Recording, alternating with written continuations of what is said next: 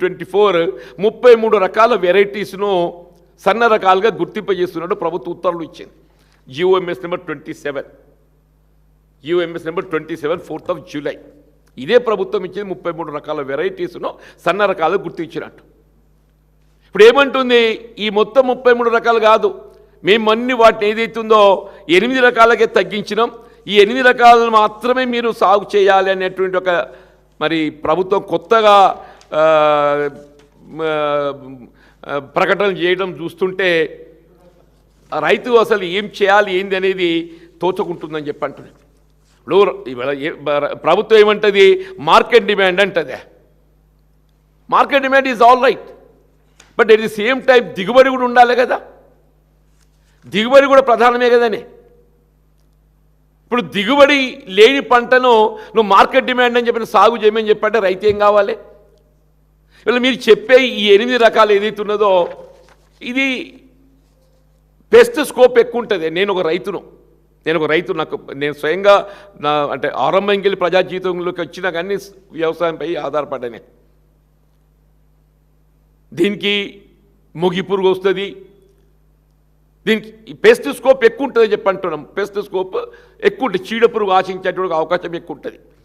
ఈ సరాసరి ఒక 20 క్వింటల్ వచ్చే అవకాశం ఉంటుంది. ఇప్పుడు ప్రభుత్వం పేర్కొని ఈ 8 రకాలు ఏదైతుందో సరాసరి ఒక 20 క్వింటల్ వచ్చే అవకాశం ఉంటుంది. వాళ్ళు 8 ఇచ్చిండ్రు, 7 8 దీన్ని చూస్తే 8 వచ్చినాయి, 7 8 7 రకాలు.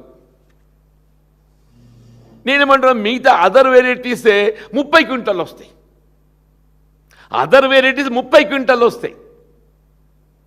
ఇప్పుడు ప్రభుత్వం పేర్కొని ఏదైతే కొత్తగా 7 రకాలు గుర్తిస్తున్నామని చెప్పని అంటుందో 7 రకాలు ఏదైతుందో కేవలం 20 క్వింటల్ మాత్రమే సరాసరి వచ్చే అవకాశం ఉన్నది. ఎందుకు? దానికి చీడ పురుగు ఆశించేటువంటి అవకాశం ఎక్కువ ఉంది, దానికి ఈ పెస్టిసైడ్స్ ఎక్కువగా వాడాల్సి వస్తుంది, దీర్ఘకాల పంట, ఇవన్నీ కూడా మనం పరిగణలో తీసుకోవాలి. అంటే 20కి 30 వ్యత్యాసం అయితే 10 క్వింటల్లే. ది అదర్ వెరైటీస్ అర్లియర్ పబ్లిష్డే 33 రకాలు ఏవైతున్నాయో 7 రకాలు పోతే మిగతా రకాలు ఉన్నాయి కదనే, ఆ 26 రకాలు ఉన్నాయి కదా, ఇంక 26 రకాలు, అవి దాదాపు 30 క్వింటల్ వస్తాయి. 30 క్వింటల్కి 20 క్వింటల్ మధ్య వ్యత్యాసం 10 క్వింటల్. 10 క్వింటల్ అంటే ప్రభుత్వం మద్దతు ధర మనం లెక్కకు తీసుకుంటే 2470 రూపాయలు ఎంత ఉన్నది ఇప్పుడు. 2470 రూపాయలు అని చెప్పంటే ఇంటూ 10 24,700 రూపాయలు, 24,700 రూపాయల విలువ గల దిగుబడి తగ్గే అవకాశం ఉంది. అంటే మీరు రైతుకు మేలు ఏది లాభసాటి చెప్తున్నారా, లేక మీ బాధ్యత తప్పించుకోవడానికి? ఇలా ప్రభుత్వం ప్రొక్యూర్మెంట్ బాధ్యత తప్పించుకోవడానికి కొరకు అంటున్నాను, ధాన్యం సేకరణ బాధ్యత తప్పించుకోవటానికి కొరకు వీళ్ళ మార్కెట్ డిమాండే వరి ధాన్యాన్ని మాత్రమే సాగు చేయండి అని చెప్పంటే వీళ్ళ ప్రభుత్వం దాన్ని సేకరించే బాధ్యత లేకుండా మార్కెట్లోనే మీరు అమ్ముకోవచ్చు. మీదే అది ఏదైతుందో మార్కెట్ డిమాండ్ ఎట్టుంటుందో మేము చెప్పలేం. మరి ప్రభుత్వం దాన్ని సేకరించాలని చెప్పంటే ప్రభుత్వం మీద బాధ్యత పడుతుంది. మీరు 500 రూపాయల బోనస్ అది ఏమైతే దేవుడికి ఎరకనాయన. ఇప్పుడు ఈ రబ్బీలో అయితే 500 రూపాయల బోనస్ అనేది రైతు మర్చిపోయాడు. ఈ రబ్బీలో వరి ధాన్యం ఏదైతే సాగుపై వీళ్ళ రాహుల్ గాంధీ గారు వరంగల్ డిక్లరేషన్, ఇవాళ మీరు ముందు మొత్తం అన్ని రకాలన్నారు, తర్వాత సన్న రకాలన్నారు, ఏదున్నా ఈ రబ్బీల్లో అయితే అసలు మొత్తం 500 రూపాయల బోనస్ రైతు మర్చిపోయాడు. అసలు ఈ ధాన్యం సేకరిస్తే జాల్లో కొన్ని అనే కాడికి వచ్చి పడ్డదని చెప్పి అంటున్నాను.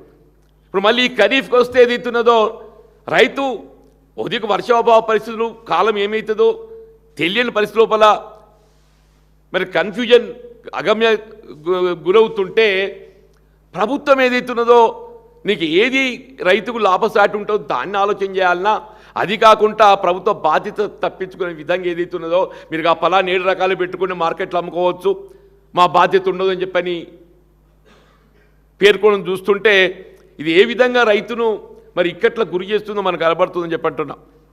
ఇది రైతు సంక్షేమాన్ని కాంక్షించే ప్రభుత్వమా, రైతాంగాన్ని ఇక్కట్లా గురి చేసే ప్రభుత్వమా? మీరు గత ప్రభుత్వం ఏదైతుందో ఆనాడు కేసీఆర్ గారు 10,000 ఇస్తే రైతు బంధు మేము 15,000 ఇస్తామని చెప్పిన నేను కూడా ఆనాడు వరంగల్ డిక్లరేషన్లో నేను కూడా భాగస్వామిని అని చెప్పి అంటున్నాను. 15,000 కాదుగా అసలు 10,000 మాయమైపోయినాయి అంటున్నాను. మొన్న పంటకు ఏదైతుందో ఆరంభం చేసి 2 ఎకరాలకే పరిమితం చేసిండ్రే, 2 ఎకరాలకే పరిమితం చేశారు. అంతకుముందు 3 ఎకరాలు పరిమితం చేసిండ్రు, అంతకుముందు అసలే మోసం చేసిండ్రు. మరి ఇప్పుడు రేపు మళ్ళీ ఖమ్మంలో ఆరంభింపజేస్తామని చెప్పి అంటుండ్రు. మరి ఖమ్మంలో ఆరంభింపజేయబోయేది మరి ఏ రకంగా ఇస్తారు? నేనేమంటున్నా, గతం లోపల గత ప్రభుత్వం కానీ మెరుగైన రీతిలో మరి ఆనాడు కేసీఆర్ గారు 10,000 రూపాయలు ఇస్తే మీరు 15,000 ఇస్తున్నారు. ఇవాళ రైతు కష్టాలలో ఉన్నాడు, రైతు ఇవాళ కష్టాలలో ఉన్నాడు.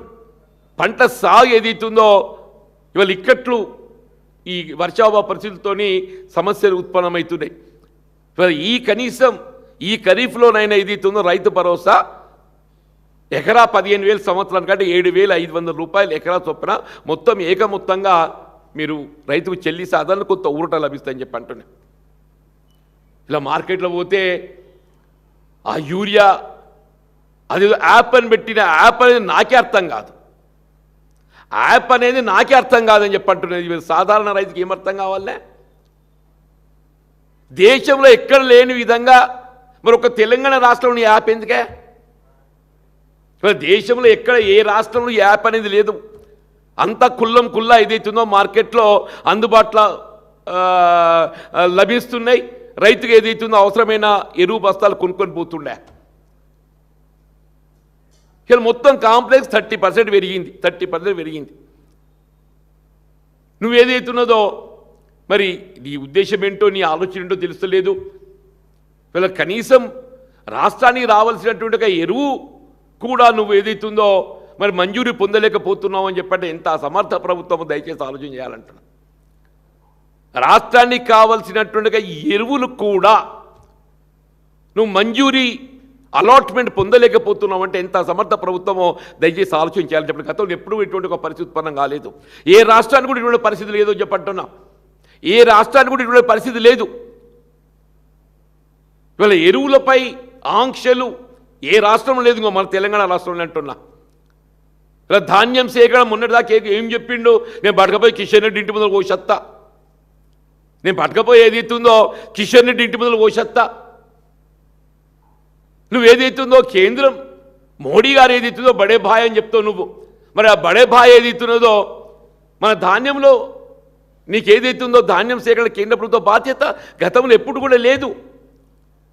గతంలో ఉమ్మడి రాష్ట్రమే కానీ వీళ్ళ కేసీఆర్ గారు ఏదైతున్నదో వీళ్ళ 10 సంవత్సరాలు చెప్పంటున్నా ఎన్నడూ కూడా రైతాంగానికి ఏ విధమైన ఒక సమస్య ఉత్పన్నం కాకుండా ఎంత ధాన్యం దిగుబడి అయితే, ఎంత ధాన్యం ఉత్పత్తి అయితే అంత ధాన్యం సేకరించి వీళ్ళ రైతుకు అండగా నిలిచింది మరి ఆనాడు బీఆర్ఎస్ ప్రభుత్వం అని చెప్పి. ఇవాళ నువ్వు ధాన్యం సేకరింప చేయలేక ఇవాళ ఏదైతుందో రైతాంగాన్ని అరిగోస పెట్టే విధంగా ఆ రకం పెట్టకు, ఈ రకం పెట్టు, ఈ రకం పెట్టకు, ఆ రకం పెట్టు, ఎరువు బస్తాలు లేవు, రైతు బీమా మనది ఉన్నదా లేదా ఎవడు తెలుస్తలేదా?